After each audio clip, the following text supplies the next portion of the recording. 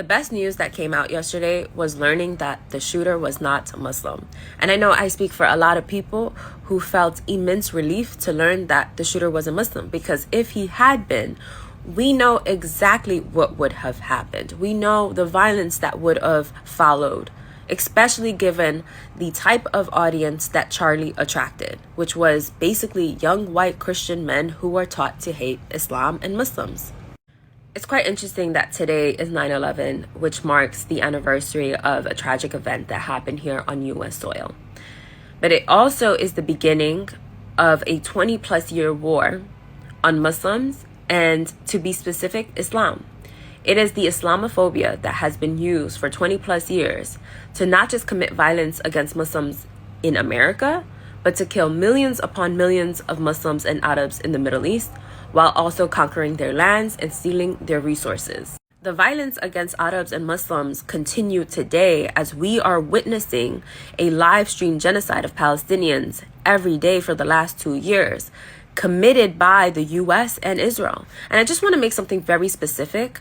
Whenever we talk about, countries in the Middle East, it's always known in the media to call those countries Islamic states, but never the American Christian state or the Israeli Jewish state that has been committing a genocide, that has been destabilizing countries in the Middle East. It has never been specifically stated that it is an American Christian state standing by a Jewish Israeli state that is committing violence against Islamic states in the Middle East. It's never stated like that. And so there is an ongoing violence, even in our media, even in the way that news is presented to us, that Islamic countries are these very scary, bad people that need to be eradicated, that need to be re-educated, that need to be colonized so that they can be civilized. And that war continues today. In the last week, how many countries did the US and Israel bomb? I'll remind you, Gaza, Lebanon, Syria, Yemen, Qatar, like on and on and on. Like, when does the violence against us stop?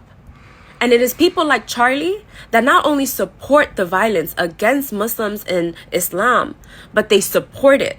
They advocate for it. So pardon so many of us that do not feel anything for Charlie. Pardon us for not feeling empathy for a man who would do anything to see us dead.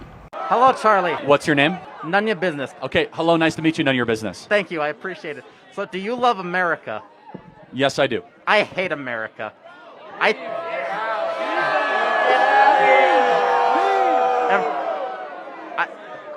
Every state in the USA should be an independent country. What do you think of this? Well, I just first have to ask, since you hate the country, do you plan to leave?